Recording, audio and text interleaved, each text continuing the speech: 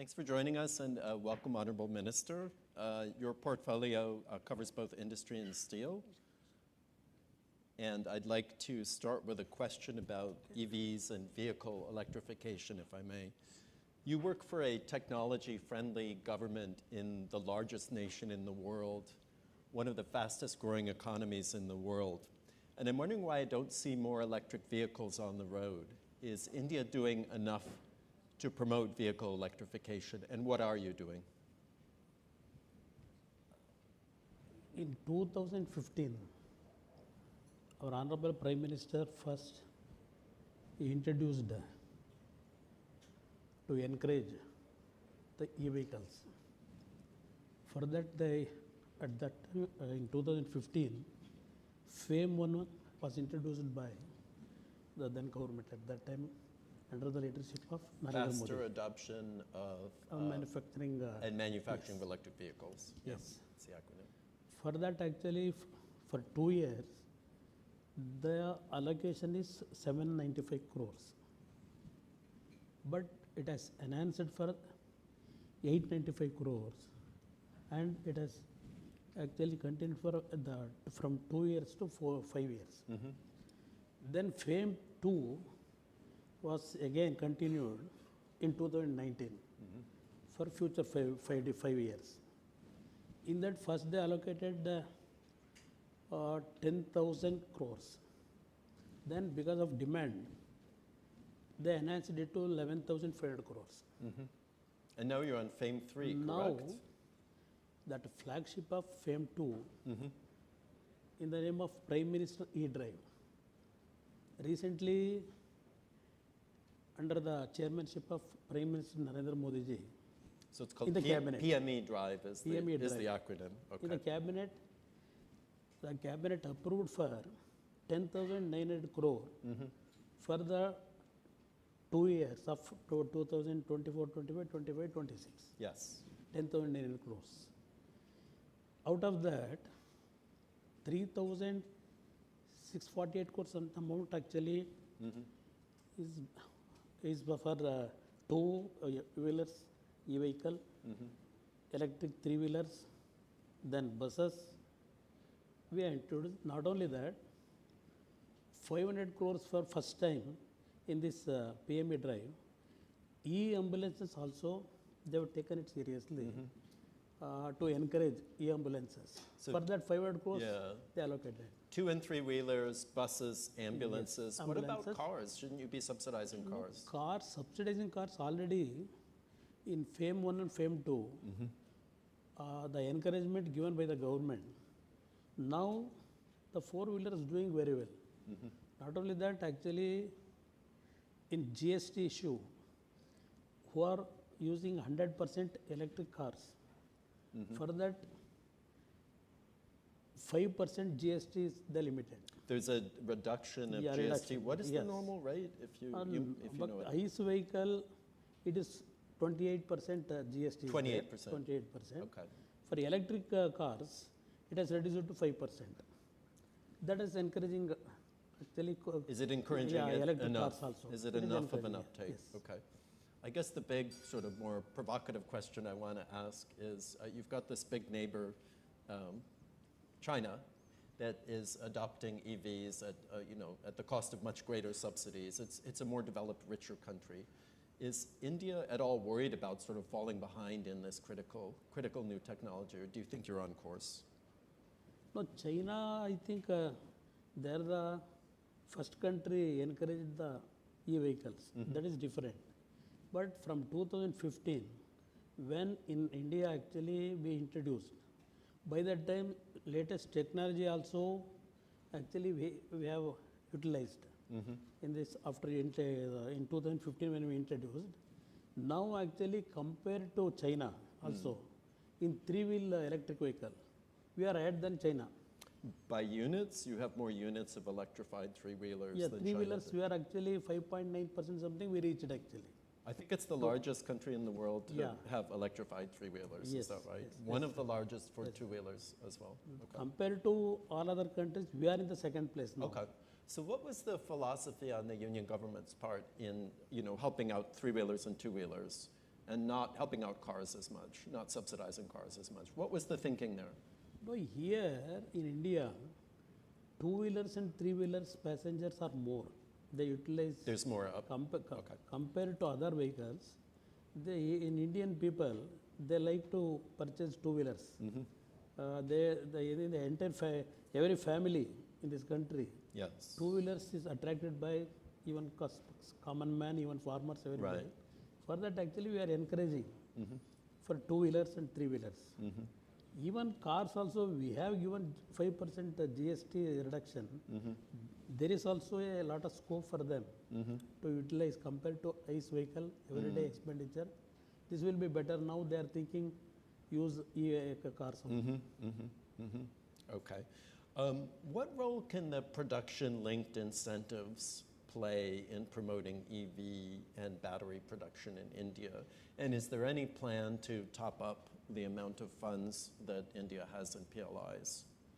In PLI scheme, not only this vehicle subsidy also, not only that, even auto parts also, we have actually encouraging PLI scheme. Not only that, chemical cells also, we are actually encouraging. We are giving the subsidies in PLI, that chemical cells also. Chemical cells Yeah. meaning battery cells, is that Yes, right? batteries. Yeah, batteries. okay. That is Okay. there. Not only that, actually, even in PME drive, Oh. this time we allocated more than 2,000 crore for new, to build new electric stations, charge stations. Actually, more than 70,000 electric stations will be open in this scheme actually. We are encouraging that. Not only that, because of growth of our ecosystem, even the testing agency also, Right. we have allotted more than 70 crores. Oh.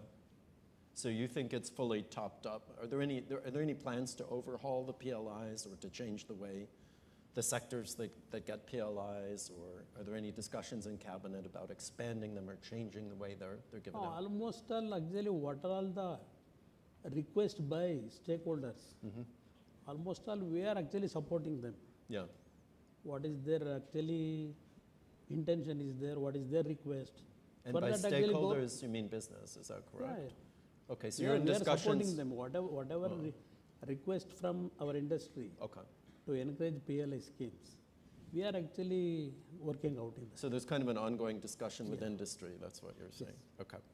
A steel question. I think you've spoken about the use of hydrogen in India, and I think on our previous or next to previous panel, the gentleman from ArcelorMittal was saying that hydrogen wasn't quite yet working for economic reasons. So a major steel maker, it's not quite there yet. And I think when we spoke the other day, you said it's not quite there yet. How long will it take? In India, in steel industry particularly, 10 to 12% carbon emission is from steel industry only, Alone? alone.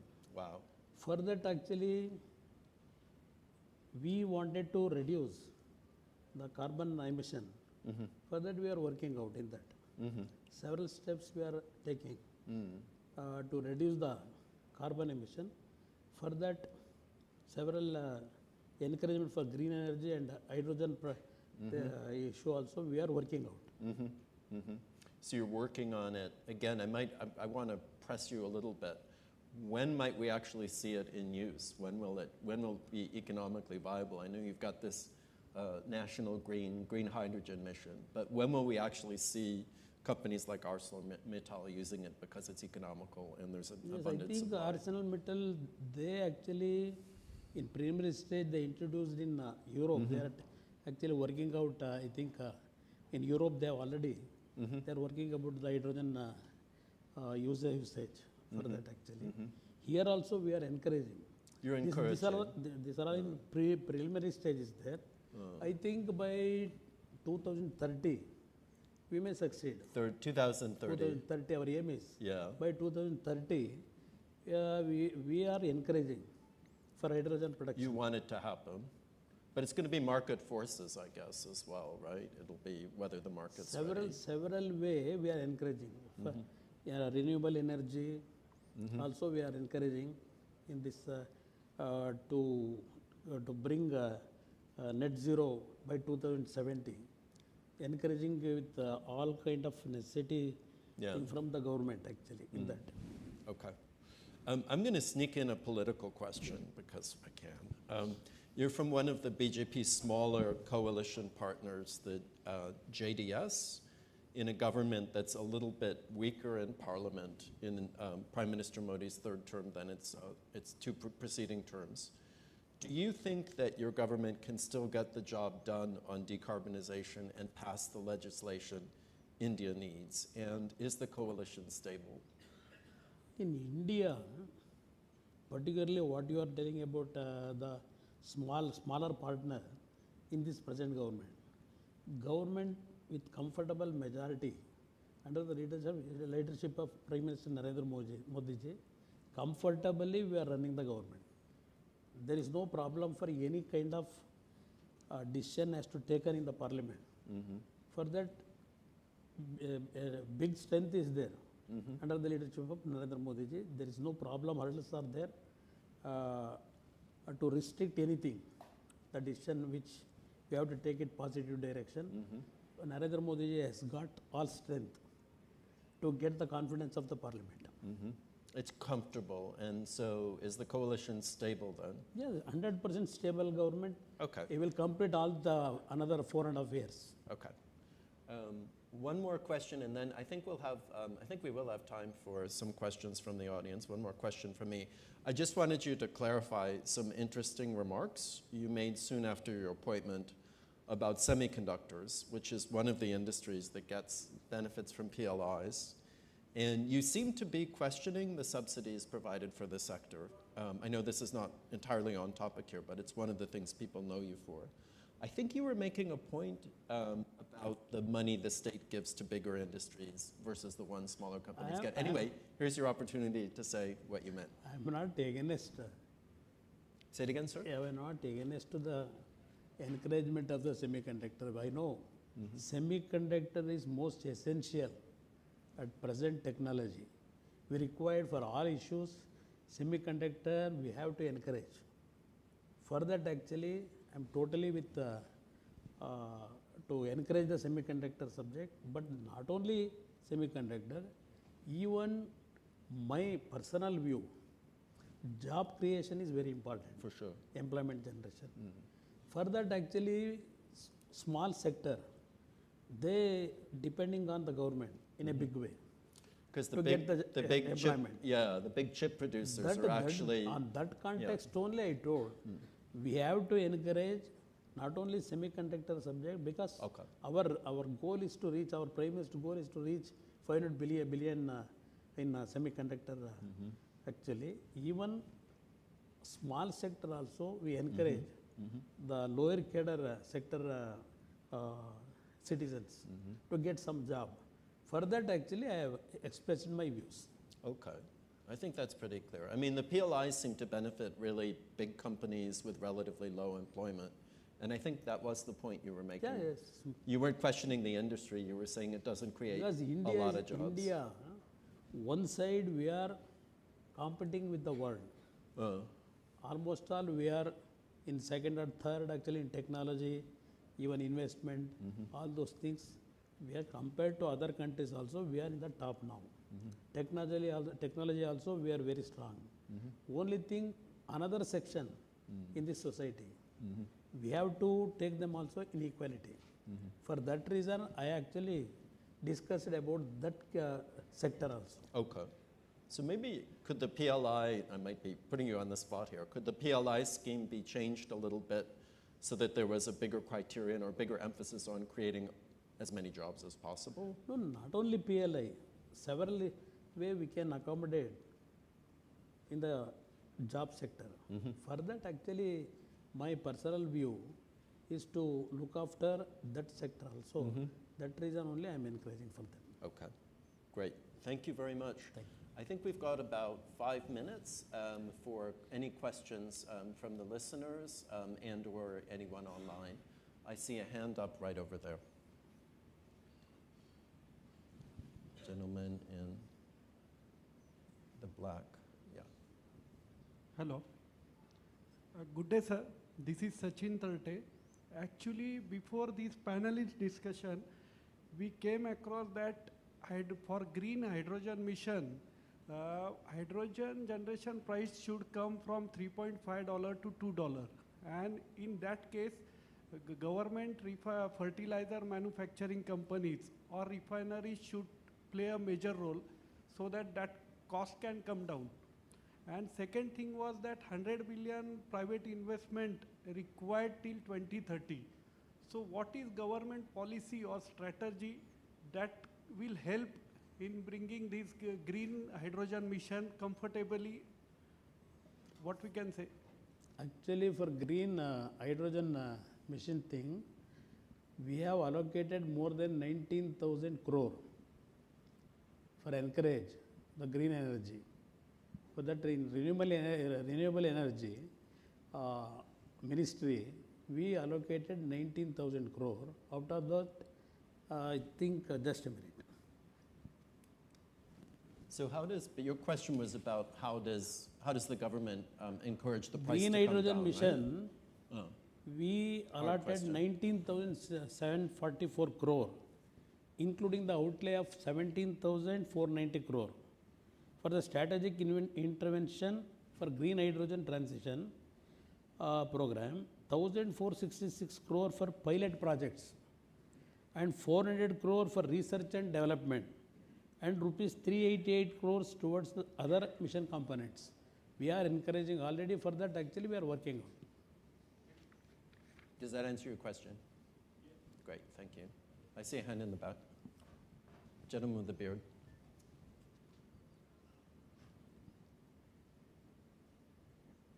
Hello sir, I am Sanyog from Indore, EV Urja. So sir, I have two specific questions. First part was, since in FAME 1, FAME 2, the primary focus was to let down more and more vehicle on road. So due to which the charging station and other could have gone missing in terms of subsidy part. How this PM e-drive scheme going to do that gap between the more vehicle and charging station? How this new scheme is going to lay down on ground? My first question. So second question was, Can I paraphrase that first? I want us to understand it. So how will the new PME drive close the gap between more vehicles on the road and more need for charging stations? Yeah. Okay, that's the first Charging question. station. Let's do one at a time. To encourage not only that useful for the electric vehicle beneficiaries, this time we allocated not only 2,000 crore, even totally for 22,000 fast chargers for electric four-wheelers, 1,800 for e-buses, and 48,400 for E2 and three-wheelers. We have encouraging to construct this thing. More than 70 charging stations in this scheme. Actually, we are going to construct this charging stations. It will going to helpful. Specific targets, in other words. First time this much of charging stations numbers, we have already taken the decision. Okay, we've got barely a minute left. I think you have a two-parter. so second part Quickly. of question is, sir, when we say charging station, so we are, in EV Urja, we categorize ourselves into three-wheeler, two-wheeler charging station and the four-wheeler charging station. So if you see basically the demand for the four-wheeler charging is specifically in highways part. But the three-wheeler charging segment, and you must be also aware that the the battery hazardous and burning case comes with a three-wheeler only.